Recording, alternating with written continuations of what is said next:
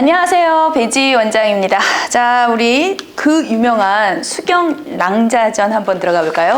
자, 이 작품 너무 유명한 작품이거든요. 그런데 이제 이게 내용도 많지 않아요. 그래서 제가 오늘 간단한 줄거리를 얘기해 줄 테니까 잘 듣고, 아, 저런 내용이야. 아, 인물의 저런 특징, 요거 정도만 하시면 이제 어느 지문이 나와도 좀 보기가 편한, 막 어렵지 않은 소설입니다. 그런데 이제 우리 지문 같은 경우도 사실은 지금 막상 나와 있는 이 지문이 그렇게 막 중요한 부분도 아니야.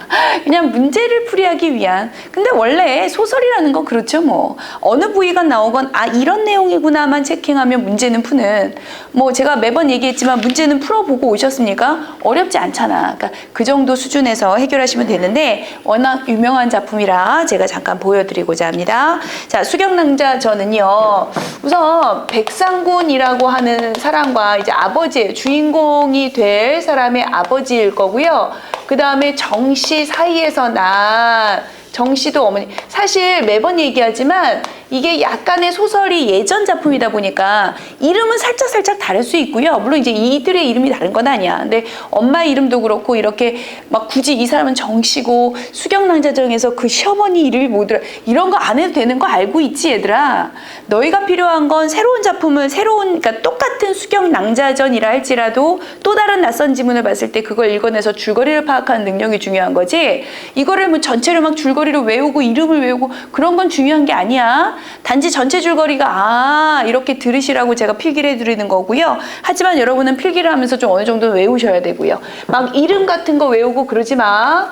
자, 백선군이죠. 여기서는 주인공 이름이라고 보시면 됩니다. 백선군을 어렵게 낳았어요. 뭐 보통 항상 그러하듯 치성을 드리고 이래서 뭐 자식이 생기기 힘든데 겨우 어렵게 낳았다 뭐 이런 이미지야. 그러고 이제 백선군을 낳았는데 이제 어느 날 꿈속에 수경이라고 하는 여자가 꿈속에 찾아와서는요, 뭐라고 얘기하냐면 당신과 저는 천생배필입니다. 자, 쉽게 얘기해서 여기서의 천생배필은 정말 말 그대로 하늘나라에서부터 우리 보통 왜 그런 소설 있잖아, 적강소설. 하늘나라에서부터 인연이야. 사실 우리 원래 인연이었고 지금 이 세계에서, 이 사상에서는 부부가 될 연이에요 라고 꿈에 나타나서 직접 얘기를 해주고요. 그리고 나서 꿈을 깨고 나서 수경이라는 사람을 만나면서 둘이 자유연애, 정말 누가 뭐라고 하든, 그러니까 누군가가 배필을 지어줘서가 아니라 그들이 서로 만나게 되는 자유연애를 하고 결혼에까지 성공을 하게 됩니다. 이제 중요한 건 제가 자유연애라고 하는 표현을 쓴 건데 사실 이 작품에서 얘기하고자 하는 첫 번째 이유이기도 하죠. 이 작품이 중요시 여기는. 그러니까 막 유교적인 그 논리에 따라서 나중에 이 여자가 어디를 잠깐 보시면 되냐면요, 204페이지를 잠깐 봐보세요. 204페이지에 수경낭자전 오른쪽 집 맨 끝에, 그러니까 수경낭자전 맨 끝에 보시면 뭐라고 얘기하냐면, 이 몸이 비록 어디 있냐면 그 맨 끝에가 거기 아니야. 거기 아니면 204페이지에 왼쪽 지문에, 오른쪽 말고 204페이지 왼쪽 지문의 아래 세 번째 줄 보면 아무리 시부모님 간택으로 육례를 이루지 못한 며느리라 할지라도 이런 부분이요. 쉽게 얘기하면 부모님이 정해주고 그거에 따라서, 그러니까 그 법칙, 정확한 결혼을 따른 그 원리, 원칙, 전통, 혼례, 뭐 이런 원래대로 해야 되는 그런 원칙이 있어요. 처음에 뭐를 보내고 결혼하겠다, 뭐 아니면 그쪽에서 또 문서를 보내고 거기에 맞는 물건을 보내고 이런 거 있잖아. 그런 거를 굳이 더군다나 부모님이 보통은 정해줘야 되잖아. 그런 걸 하지 않았던 거죠. 이런 거야. 이해되지? 그래서 우선은 이들이 자유연애를 했고 그 자유연애로 그들의 사랑을 성공시킨다라고 하는 애정소설이기 때문에 이게 우선 첫 번째 조건이 되어야 될 겁니다. 중요한 것으로. 그래서 어쨌든 그렇게 결혼을 해서 정말 정말 사랑을 했어. 어느 정도 사랑을 했냐면 그렇게 하다가 아버지가 아들한테 그러는 거야. 야, 너 언제까지 그렇게 놀고 있냐. 결혼했다고 계속 자식 때까지 생겼거든요. 그러니 그렇게 놀고 있을 수 없으니 과거 시험을 봐라. 그래서 이제는 더 이상 이제 좀 가장 노릇을 해야지. 그래서 얘 알겠습니다. 싫지만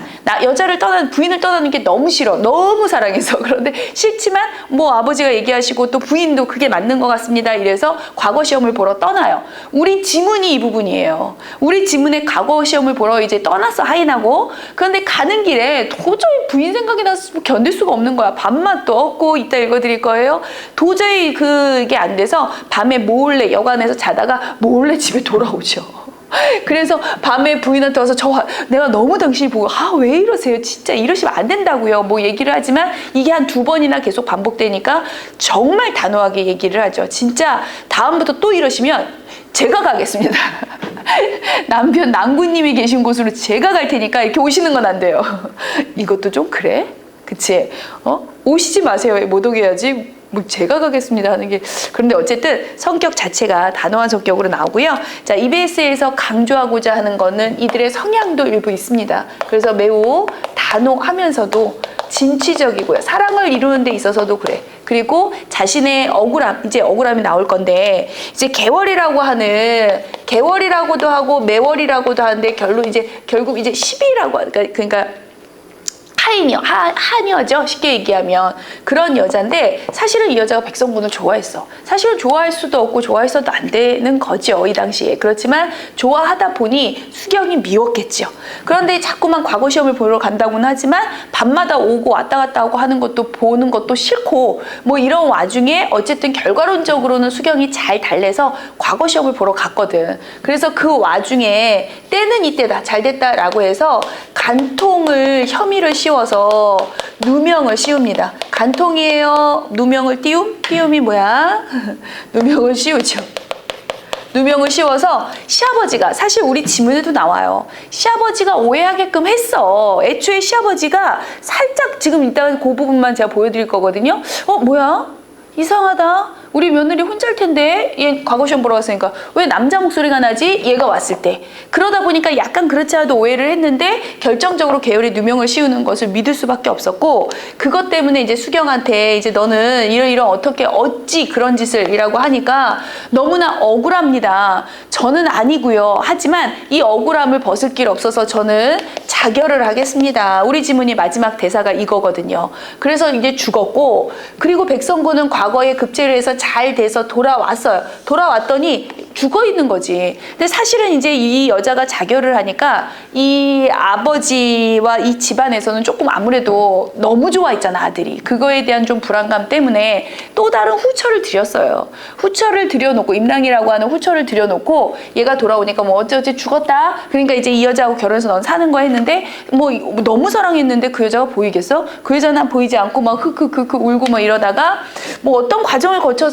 수경의 시체를 봐요. 근데 시체가 썩지도 않고 있는 거야. 뭔가 문제가 있구나 라고 생각해서 파헤치고 파헤쳐서 결국은 얘가 누명을 씌웠다는 걸 알게 되고, 그것에 대한 억울함을 해결을 해주고 얘는 죽이고 억울함을 해결하니까 우리의 수경이 다시 되살아나서, 그래서 다시 둘이 해피하게 해피엔딩으로 마무리를 한다. 그리고 잘 살다가 보통 그런 적강소설 같은 거 보면 80세가 돼서 다시 천상으로, 하늘나라로 가서 다시 신선이 돼서 또 그들 세계를 이루면서 행복하게 삽니다. 뭐 이런 내용이거든요. 그래서 억울함을 풀어주고 행복하게 마무리가 되는 이런 거고, 아까 또 다른 그 여자 얘기를 잠깐 하자면, 사실은 그럼에도 불구하고 그 여자는 결혼을 딱 한 건 아니지만 거의 이 남자의 여자야 라는 식으로 이 집안에 들어온 상태거든. 그러다 보니 이 시대에 그 여자는 딴 데 갈 데도 없고 가고 싶지도 않고 또 지조가 있고, 그러니 또 수경이 그 여자도 드려야 된다라고 해서 사실은 요 승천을 할 때 3명이서 80세까지 잘 살다가, 옛날은 그렇죠. 남녀가 꼭 둘이란 보장은 없어요. 3명이서 80세까지 잘 살다가 승천해서 갔다더라. 뭐 이런 내용이에요.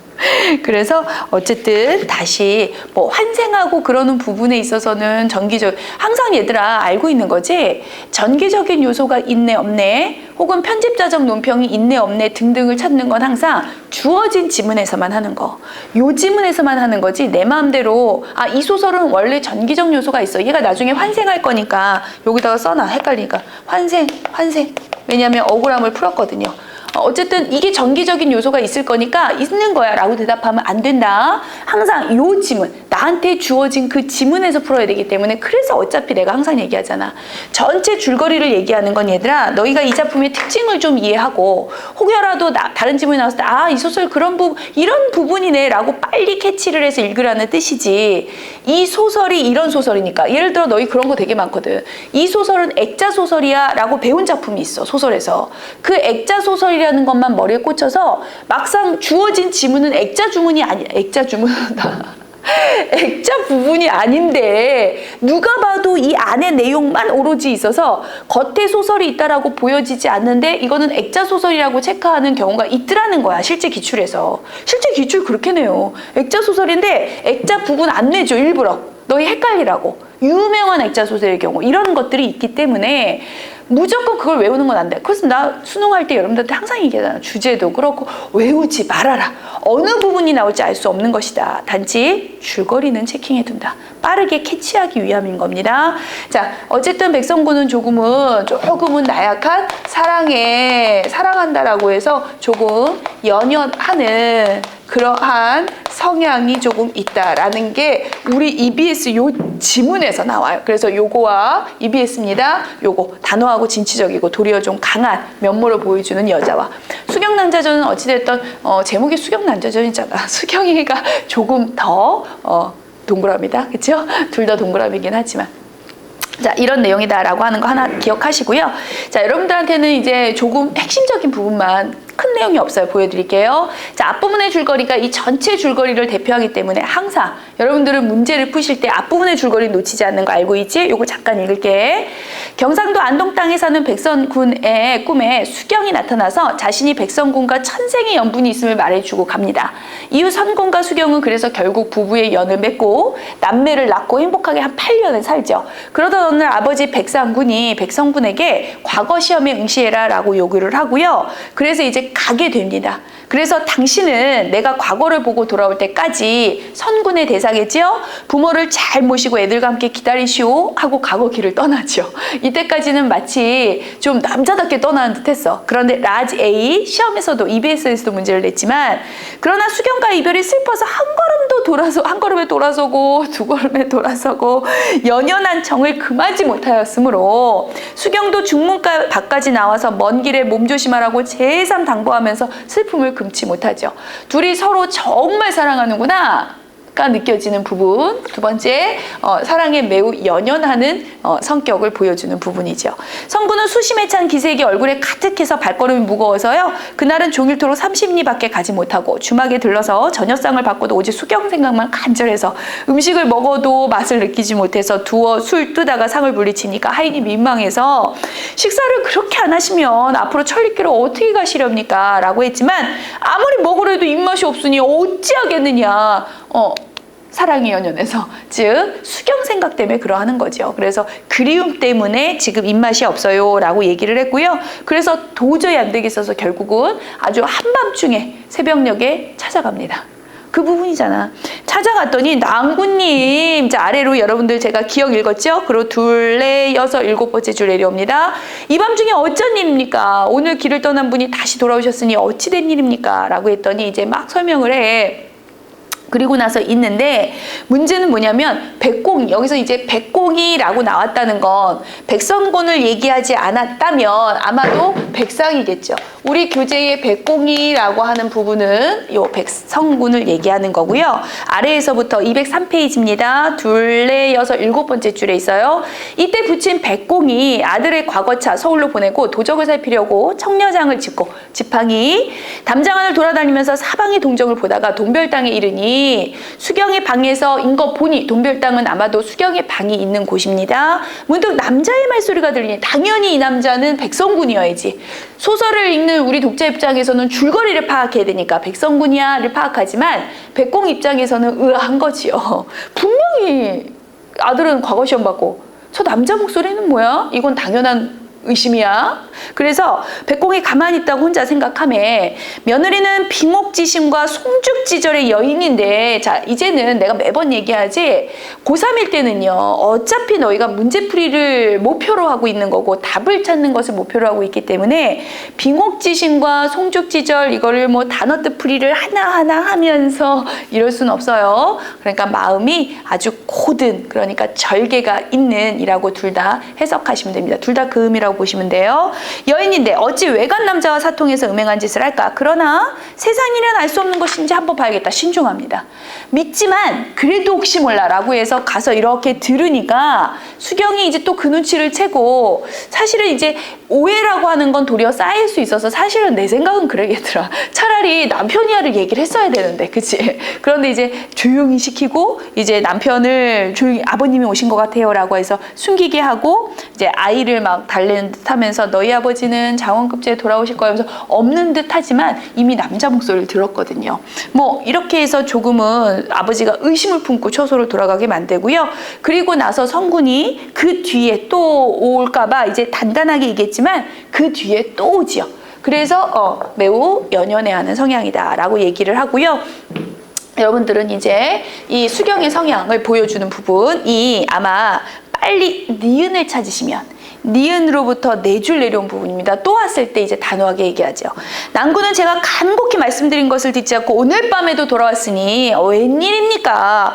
이러다가 천금 귀체가 객중에서 천금과도 바꿀 수 없는 천금과 같은 그런 귀한 몸, 즉 난군을 얘기하는 거예요. 여기서는 난군께서 객중에서, 그러니까 길 가다가, 그러니까 거리에서 고향을 집을 떠난 길을 가다가 병을 얻으면 어찌하시렵니까? 그렇게도 저를 못 잊어서 계속 이러실 바에는 차라리 제가 난군 숙소를 찾아가겠습니다. 안 가야지요. 공부해야 되는데. 그러다가 우여곡절 끝에 과거길에 오르고 12매월에 여기서는 매월이네요. 우리 매월이라고 하자. 이게 아까도 얘기했지만 제가 개월이라고 나오는 데 있고 매월이라고 나오는 데 있는데 우리 교재에서는 매월이니까 저 매월이라고 하겠습니다. 자, 매월에게 간계로 간통의 누명을 쓰게 되고요. 시아버지가 그걸 믿어요. 그 아래 대사가 시아버지거든. 닥쳐라. 내 귀로 듣고 의심 품고 갔잖아. 아까 듣게 했잖아. 이제 그게 또 문제긴 한데 어쨌든 의심 이제 완전히 그 누명을 받았고요. 하지만 시아버지의 호령이 그 시아버지 대사 네 줄 아래 내려옵니다. 서리빨 같았지만 수경은 오히려 낭낭하게 자기가 할 얘기를 합니다. 매우 단호하고 진취적이고요. 매우 침착하고 여유 있는 성격까지도 있네요. 그러면서 아무리 제가 시부모님 간택으로 육례를 이루지 못한 며느리라 할지라도, 왜냐하면 그들은 자유연애를 했거든요. 그렇다 할지라도 저는 이건 제 귀로 못 듣겠습니다. 그래서 맨 마지막 대사, 다만 밑줄에서 죽어 모르고자 합니다. 저 차라리 죽어버리겠어요 라는 뜻이고요. 그래서 정말 자결을 합니다. 하지만 신선의 자식들이 신선이었다가 내려온 건데 뭐 어쩌겠어. 환생해야죠. 자, 환생할 거구나 라고 하는 특징 정도만, 이게 이 지문에 안 나오면 안 나온 거야 하지만 환생할 거야 요거 정도만 좀 기억하시면 될 것 같고요. 해피엔딩이야 마무리로 기억하시면 될 것 같습니다. 자, 수경낭자전입니다. 많이 보셨던 작품이죠? 요거 마무리하고 또 다음 작품에서 뵙겠습니다. 수고 많으셨습니다.